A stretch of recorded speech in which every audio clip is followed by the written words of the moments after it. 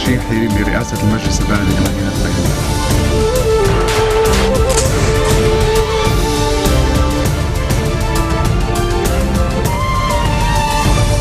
Good afternoon. You're watching the English newscast on Future Television. I'm Lynette Tanim, and these are today's top stories.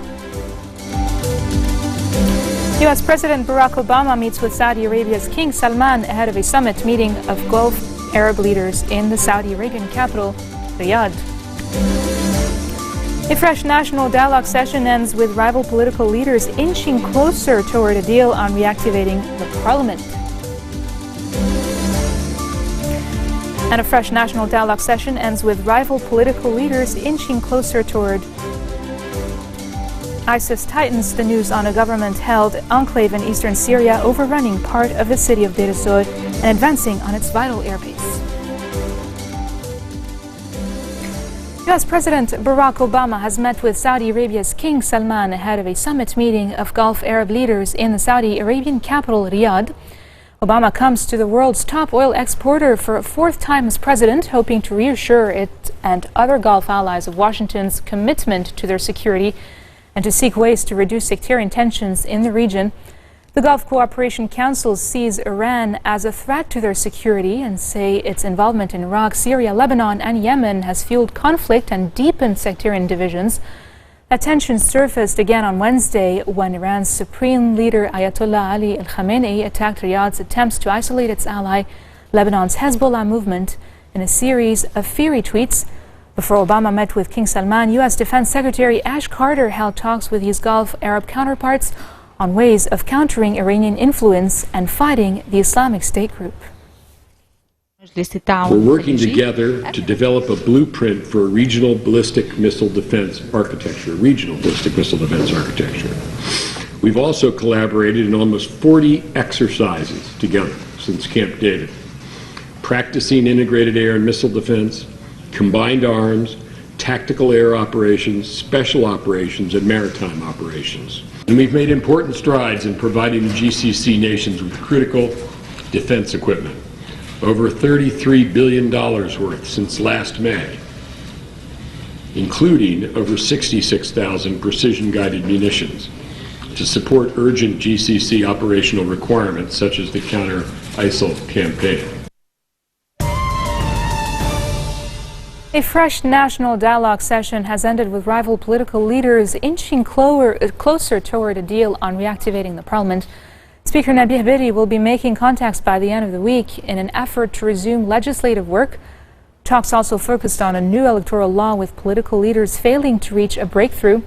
A 10-member parliamentary committee tasked with drafting a new electoral law to replace the 1960 voting system has made very little progress in light of sharp differences between rival groups. Some leaders, however, including former Prime Minister Najib Mikati and Telecoms Minister Boutros Harib, urged tackling the presidential void before issuing a new electoral law. The next dialogue session is scheduled for May the 18th. A Lebanese court has ordered the release of an Australian mother and 4-member television crew that have been charged with involvement in the abduction of 2 children from their Lebanese father earlier this month.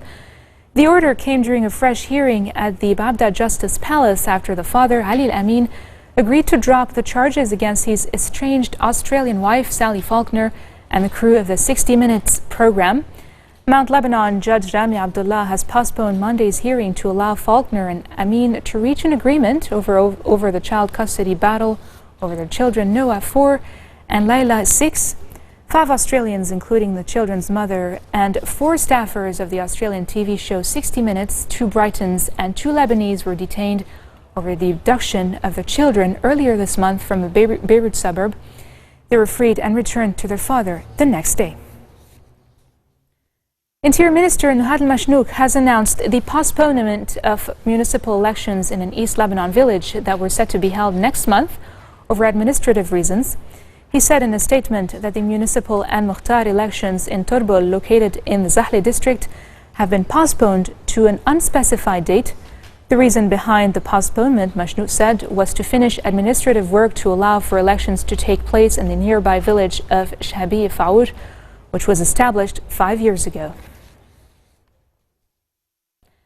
State prosecutor Judge Samir Hamoud has tasked the chairman of the Central Criminal Investigation Department, General Maurice Abu Zaidan, with expanding the investigation regarding the illegal network issue. Hamoud's order comes after the ISF have arrested Toufiq Hisso and Robert Saad on Monday upon his request. Hisso and Saad were allegedly connected with the head of state-owned telecommunications company Ojero over their suspected involvement in the illegal internet operations.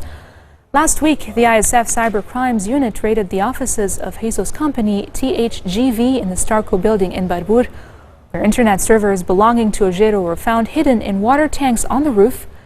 Earlier this month, financial prosecutor Judge Ali Ibrahim has also charged 22 people with illegally installing networks and impacting state revenues. 5 people, including a baby, were killed in 3 car accidents in Lebanon. One man was killed overnight when his pickup truck slammed into a utility pole in the Mount Lebanon town of Jamhur. Another was killed in an accident on the Corniche al-Mazra road heading towards Berbir.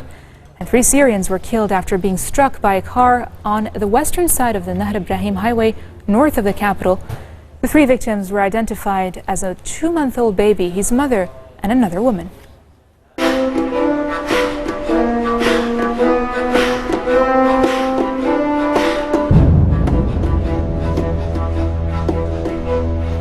Moving on to Syria, ISIS has tightened the noose on a government-held enclave in the eastern country, overrunning part of the city of Deir ez-Zor and advancing on its vital airbase.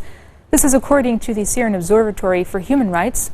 An estimated 200,000 civilians are believed to remain in government-held districts of Deir ez-Zor, where they have been living under siege by ISIS since March of 2014. The extremists, who also control nearly all the surrounding province, have made repeated attacks on the government enclave and seized the suburb of El-Braliye in January. But their efforts to capture the city's airbase have so far been repulsed by elite government troops. Elsewhere in Syria, the observatory said government air raids on a rebel-held district of the battleground in the northern city of Aleppo have killed 7 people. The head of a Turkey-based Syrian opposition group said the government of President Bashar al-Assad has effectively buried the ceasefire, warning that already troubled peace negotiations may collapse completely. Anas al-Abda, the leader of the Syrian National Coalition, said there will be no quick return to peace talks in Geneva if the current situation continues. A meeting between the Syrian government delegation and a UN envoy was held a day after the HNC said it had suspended its formal participation in the UN-backed peace talks. I believe we made the right decision now, because what's going on there on the ground, it's really, what we're having for the last few days is really a great deal of pressure from inside Syria because of the crimes that Assad is committing there. He did not respect the truce, the agreement that was signed by the Russian and the states. And now you witness the massacre in Ma'arat al-Nu'man in Idlib. 40 people were killed and about 80 injured. This really cannot be here, if we look for a successful political talks. Only people will live here in Geneva is the members of the committees that concern about the detainees, about the besieged areas, and about the truce and violation.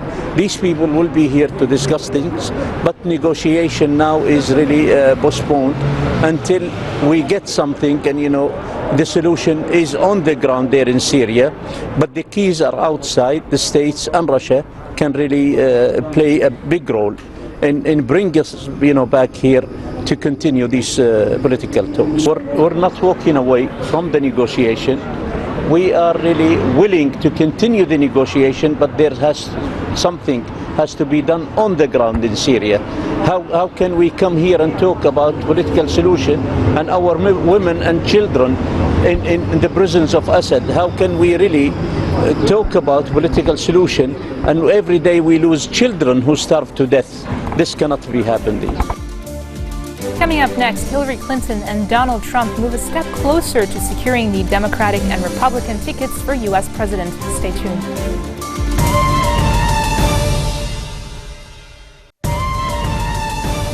Welcome back. You're watching the English newscast here on Future Television.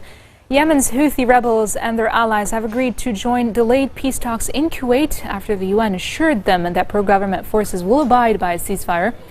The UN-brokered talks were set to open in Kuwait on Monday, but were put off after the Iran-backed insurgents failed to show up over alleged Saudi violations of the ceasefire, which took effect on April 11th.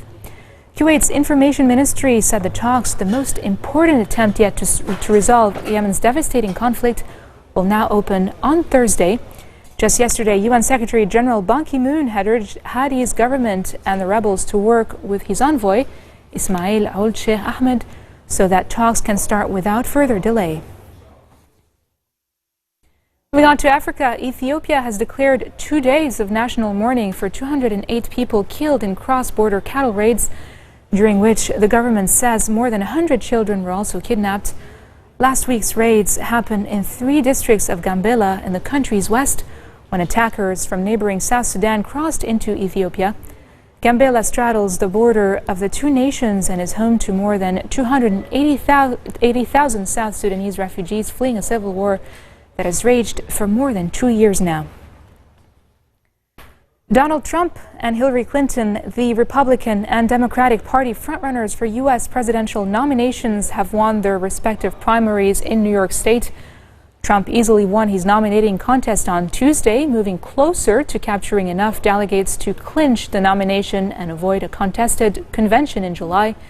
The billionaire's big victory in his home state gave him renewed momentum in the Republican race and pushed him closer to the 1,237 delegates he needs to win the nomination.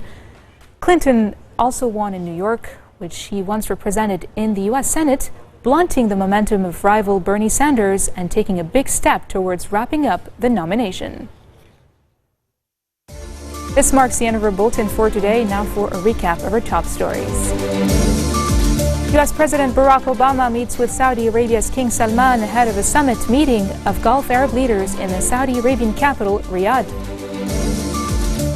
A fresh national dialogue session ends with rival political leaders inching closer towards a deal on reactivating the parliament.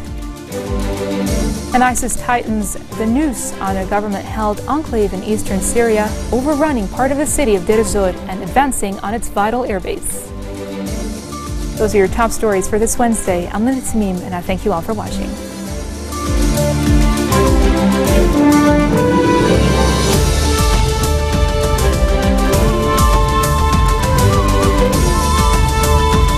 بترشيحي لرئاسة المجلس البلدي لمدينة بيروت.